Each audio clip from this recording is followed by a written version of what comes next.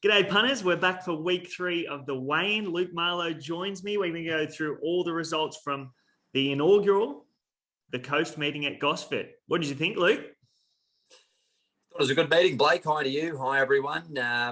Managed to find the winner of the coast, so I think it's a great race, one of the greatest initiatives ever brought in by Racing New South Wales. I know, it was a good find by you. Brandenburg, awkward draw. It was a terrific ride by Regan.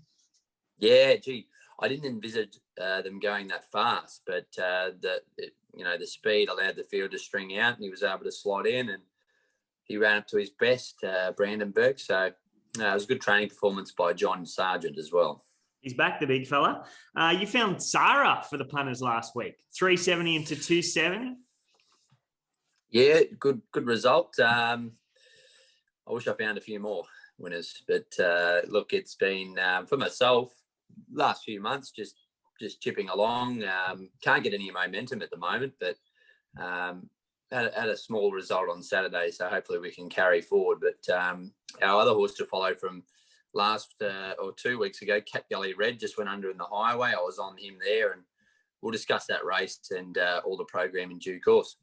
100%. Let's get stuck in. The first race of the day was the 2-year-old over 1,200 metres. They actually ran 5 1,200 metres on the day, which is interesting with 9 races. They went 6 lengths slower than the Takeover Target, which is pretty good for a 2-year-old race. Overpass was firm in the market, $2.90 into $2.70. They wanted to be with the third horse, Sweet Ruby. Did you find the winner, Luke Marlowe? No, I didn't, Blake. I think he was quite dominant, Overpass. Certainly sitting 3 wide, no cover early in the day on the untouched track, which, in my opinion, raced quite well. Later in the day, I do think it was an advantage to be off the fence. Jockeys started to get off the fence pretty early in the program, but we saw mid-card, Prince of Aragon draw barrier 1 and never leave the rail and win. So I think probably as the track wore out later in the day, the defence was probably a touch inferior, but overall it raced quite well as a soft 7. Dominant win by Overpass. He's on the up, isn't he? He's super tough. So I thought it was a good performance, and again was a horse that was well fancied in the market and did nothing. There was nothing in the stewards report about it. But look, I'm not really sure what's ahead for these horses. I don't think there's any Brisbane Carnival types here. Maybe the winner could go there, but I'm not sure about any of these as far as following them. Yeah, you wouldn't think any of them are really on their way to Queensland just because it's only a 1,200 metre race. I don't know. Yeah. The JJ Atkins is only in a couple of weeks, so whether or not they're going to go 12 to 1,600 metres is a question mark. But the winner was really good. He's improved a lot from that debut where he ran second to Glen Eagles, who's a nice horse. I think he's heading to Queensland. He was 3 deep, no cover, did it pretty tough, and he can go on with the job. He just keeps getting better and better and better. And Bjorn's not sort of bloke that's going to put one in the paddock that's going this well and just keeps improving. Yep. But I wouldn't want to be following anything that was behind him. So Overpass is the one to follow out of the race for me.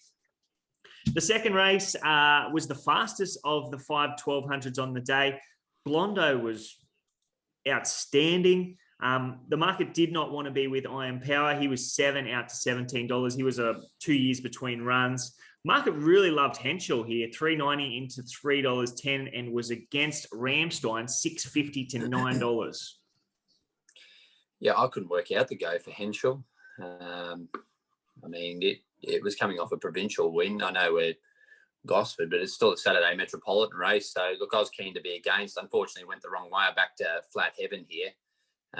Was a little bit disappointed he came up the inside, but again, he wouldn't have won.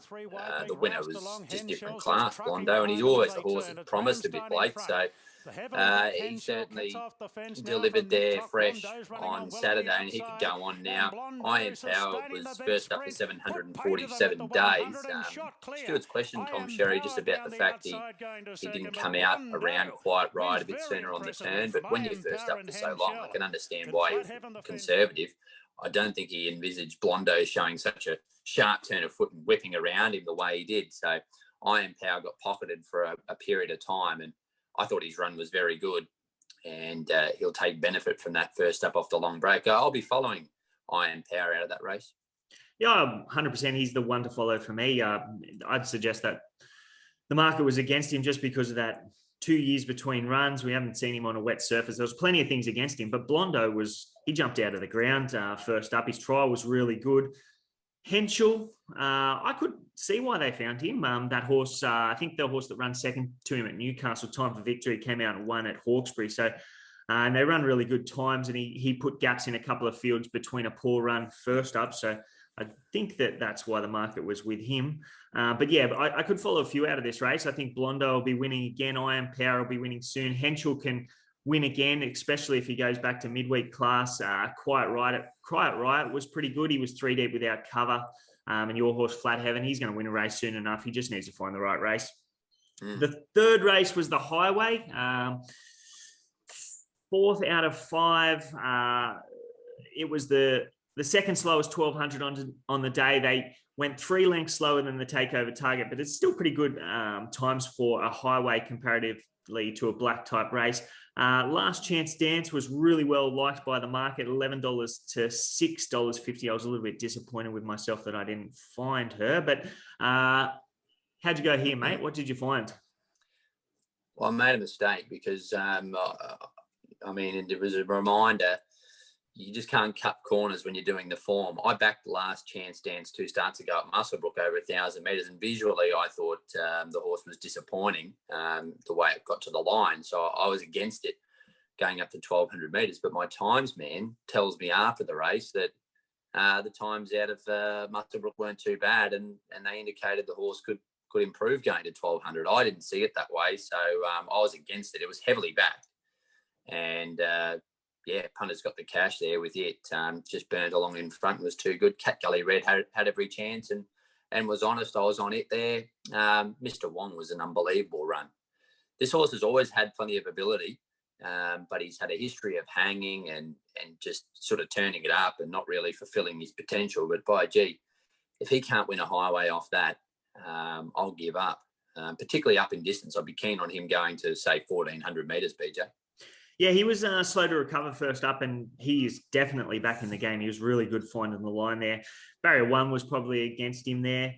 Last Chance Dance, yeah, I had her 5th pick when I did the form earlier in the week. But when the scratchings came out, and I looked back into her 1,200 metre runs, they were at 1,200 metres. She'd had 2 and she hadn't placed, but they were the $250,000 maiden on the Gold Coast, the Magic Millions maiden, and they were the 1,200 metre 2-year-old Magic Millions Wyong race. So, and with a different trainer too, I think. Yeah, Luke Hilton used to have her. Yeah, Lukey had it. She found the right race. She found the front. It was a good ride by Dolan. He got them all off the bit before the corner, and she did stay up the 1,200 metres. So she can go on and win more races. What's that, a Class 3 Highway? She probably won't be back for another Highway. I think she's won 3 or 4 races now. So she might be up to benchmark class, but we'll see what happens there. The 4th race, this horse has come back very well for John Thompson. Prince Aragon, he was outstanding in his 2 runs back from a spell. They went 6 lengths slower than the Coast here.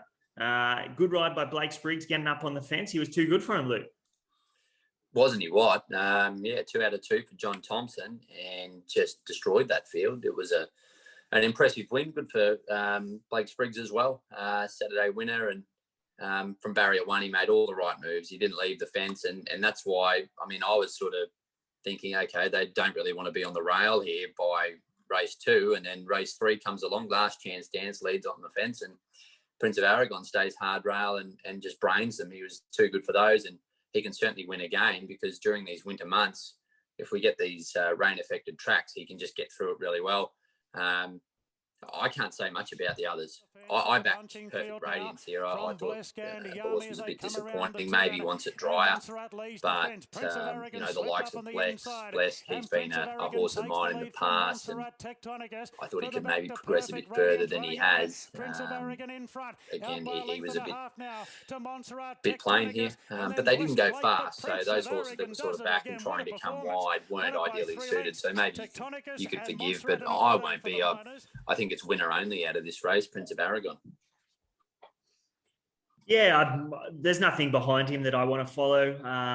Perfect Radiance was well supported, 950 into $5. I think, I don't know where he goes to now, but he's put a couple of nice benchmark races away. That's only a 72, so he might be up to, he'll have to go to a 78 benchmark rating next up, but he can go on and do better things, that horse. He's absolutely fine for John Thompson. The fifth race was a 78 over 2,100 meters. Avion Fury was well supported in the market, $5 into $3.80. It only went one length slower than the Cup here. Parry Sound was very good, $4.40 out to $5.50. Did you find anything to follow out of this race? I think Parry Sound should have won. Look, I don't want to be too critical of young Campbell, but at the winning post, he was 3 wide, and he did a good job to get in ahead of a roughie, which was reposition. And then down the back straight, that horse came up on his outside and looked to improve, and he elected to push out and go. I mean, they're 800 from home at that point. And I think if he just maybe waited that little bit longer and didn't expose it 3 wide at that stage, Parry Sound would have won, because he had the winner, Avion Fury, back toward his inside, and I think he would have rounded up everything ahead of him. So that's nitpicking a bit. But he was fighting back on the inside of Avion Fury all the way up the straight. So I just think if he didn't have to make such a long run, he would have got the chocolates. I think he could definitely win next start, particularly on a soft track. He's now third up into a preparation, so he'll be rock hard fit next time.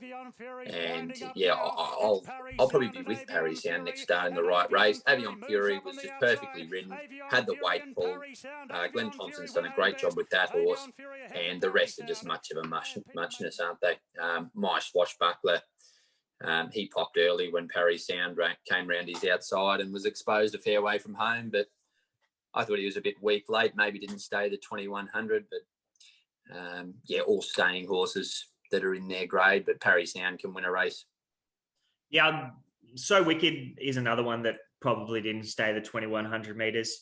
Yeah, Parry Sounds, I've got him down as the horse to follow. He can go up to 2,400 meters. He should be at his absolute peak now, and he's going to be hard to beat wherever they find a race for him.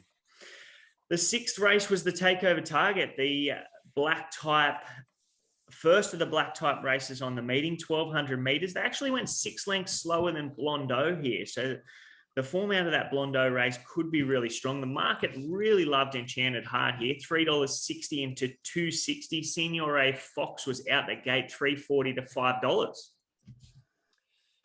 Yeah, Easy Eddie looked like he, just on the times, really slowed down mid-race. After showing a bit of early speed, looked like he got it really soft in the middle stages. And I'd say that's probably why the times are a bit slower there and in a small field. He had every hope. I know you were keen there, BJ. Couldn't make an excuse for any horse. Best horse on the day one. She's a great soft tracker, Enchanted Heart. Lisa's got a flying, and she's got a great turn of foot. So that slow down mid-race suited her because she can sprint off a dime, and she was too good. Didn't play in the race. It was a bit of a... I mean, can you say it was a boring race? It was a bit... It was pretty boring. You wouldn't say it was vintage. It wasn't a vintage Takeover Target, no. No, Easy Eddie, he's... I don't know what they do with him now. He's not going as well as he was. He had every chance there. I was really keen on him. I was a bit disappointed in his effort. But Enchanted Heart, she's got the scalp of Lost and Running this preparation. Where do they go to with her? She can find a mare's race somewhere? Well, she's just been so beautifully placed by Chris, and this is what he does. She's now got black type, so the owners and connections of Enchanted Heart will just be calling me an imbecile saying that race is boring, because they'd be absolutely stoked. Just for me, as far as from a punting angle, there was nothing that really enthused me about the race, so I just sat and watched. And can she go forward to a mare's race over the carnival? Probably, if it stays wet. But yeah, I didn't take anything away from this race as far as the future. Yeah, I won't be following anything out of it. I would expect Enchanted Heart maybe to go to Queensland and find a nice mare's race for her, because she can run 1,400 meters. The seventh race was the Gold Cup, won by Polly Gray. She's one of yours, mate. She was $3.40 to $2.80 and well supported. She was, Tommy, great ride. He just made all the right moves on Polly Gray. Went forward from the draw, was patient, got going at the right time, just got it spot on. Again, these Chris Lee's horses raced well on this card. Aliferous was fantastic. I went to a sportsman's lunch on Friday up at Terrigal at the Joker and Thief, which is actually owned by Tim Clark and Joel Singles. Good bunch of blokes. And Michael Bridges, who used to be an EPL footballer, he was there he had a talk and he had a share in Aliferous, and he told us that it could run well. I didn't cop the tip, of course, but she ran a great second there. So there's a bit of useless information for your listeners. But I tell you what, it was a good sportsman's lunch. Yeah, I actually saw some vision of you calling the Wagga Cup.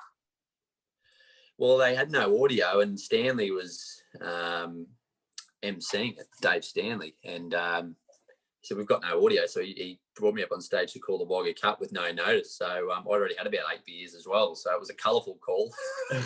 It reminds me back in the day when we used to get you to call in the local tabs when they had no audio. Yeah. Straight from the phone. It's my one and only party trick. Oh, it's pretty handy one to have. Yeah, mate. Well trained by Waller. Polly Gray found the right race in right conditions because she's a real soft tracker, and she got the job done. I think this is an indication that the track definitely had a bit of cut in it, because Woogok, who was a mudlark, was able to lead there and box on for third, so he likes it soft. Horses to follow, again, not much out of the race. Do you think this meeting should go back a couple of weeks, just so that the Wagga Cup and the Wagga Town Plate don't clash with these two races? Well, I mean, half the field went to other races on the program or to the Wagga Cup. I can see 1, 2, or 3 horses out of this went to Wagga. So, yeah, it could be an idea. I'm no race programmer, but it might be good to separate those two Cups races so that horses could probably run in both. I mean, both the feature races clashed with each other. Then the Town Plate, Brisbane, though, if you go later, and I'm not sure what the answer is. Then you got the Scone Cup as well. It's just it's tough. It's tough. Yeah, difficult juggling act. 100%. Then we have the inaugural running of the coast. We touched on this before. Brandenburg really bounced back into form. I just think he's been unlucky at his first 2 back from a spell, and he was well found there. I was keen to back him wherever he went, but he was just that outside draw didn't look good for him, and there was word that he was going to go forward. He's gone back, and he's a terrific ride from Bayless. He only had 1 ride on the day. Yeah, and he won $500,000 race. So good luck to him. It was a good ride. We know how unlucky he was last start, and things fell into place for him. He deserved a bit of luck after what happened to him at his most recent run. But back as a gelding, this preparation, they made the call to make him a racehorse, and obviously not going to be a stallion now, so we'll see him race on for a couple more seasons, all going well. And yeah, it was a good win, well trained. Nudge went well again. She's becoming a bit of a professional place getter, Nudge, but surely there's a race in her. I've dropped off, but I think that she's definitely racing well. Brutality, he'll win a couple of races this winter because he's tough. He can stay up for a while in a preparation, and he loves wet tracks. So Brutality, my horse to follow out of the coast. Yeah, no doubt.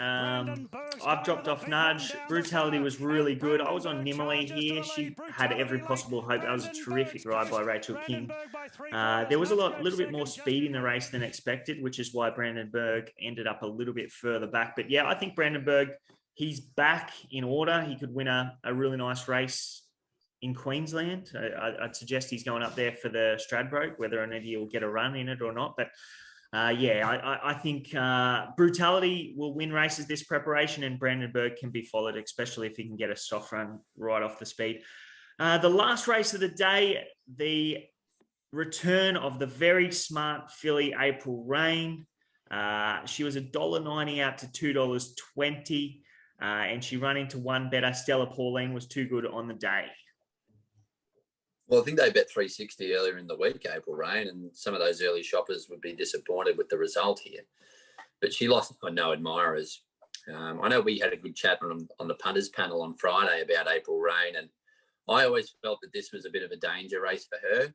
You're first up, 60 kilos. You're a big mare. Gosford's not her track. And I just think she peaked on the run at the 100. I did speak to Tommy over the last couple of days, and he said that she was just knocking up inside the 100-metre mark because of the really strong pace.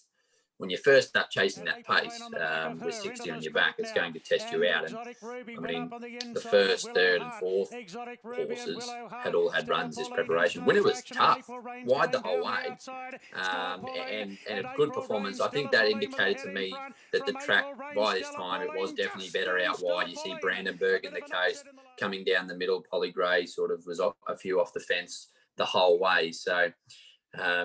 Tough win by Stella Pauline. Good to see Andy Adkins back in the winner's circle on a Saturday Metro program. I backed Instant Attraction here, had every possible, and I was a bit disappointed. Maybe lacked a turn of foot there, but April Rain, if you backed her on Saturday, I wouldn't be dropping off. Yeah, 100%. I'm very happy for Andy Adkins to get back in the winner's stall on a Saturday. Yeah, and April Rain is the horse to follow out of the race. She was terrific. There was plenty against her first up, and she can only improve on that effort. Just before we let the punters go, a word on Explosive Jack and Zaki. Explosive Jack is the toughest horse in Australia. He won his third derby, just a stayer, bone and muscle, well trained by the Mar Eustace camp, winning that race. He was very good. Zaki is a proper horse. Group 1 winner in waiting, no doubt. And he can go to the Doomben Cup and win that. But he's never won past 1,800. So 1,800, that was the furthest he's ever won at. But the way he won the Hollandale on Saturday, yeah, gee, it'd take a good one to beat him, I'd say, in the Doomben Cup. He was so impressive. And it was a massive go. Ratings, yeah, big go. And his ratings have improved with every run, this preparation. So nice horse to follow. Yeah, I saw Daniel O'Sullivan tweeted that was the highest rated performance in 5 years in Queensland or something like Queensland. that. Yeah, 104 something on his stuff, which is his ratings are great. So that's a good reference point to tell you that this is a proper horse. Yes, yeah, race horse. You know what? Could end up in a Cox Plate. There you go, in the spring. Oh, big call.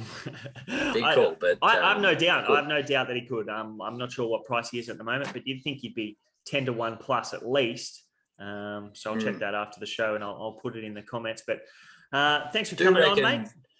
There is a case to be made that he might be that real miler 1,800-metre horse, but we'll find out in the Doomben Cup, because if he can produce another performance like that at 2,000 metres, well, there's so many great options around for him. He peaked on that effort for second up over 1.25 miles, but he was probably a touch underdone. Yeah, and exposed early, second up, so all of that, yeah. He's on the improve.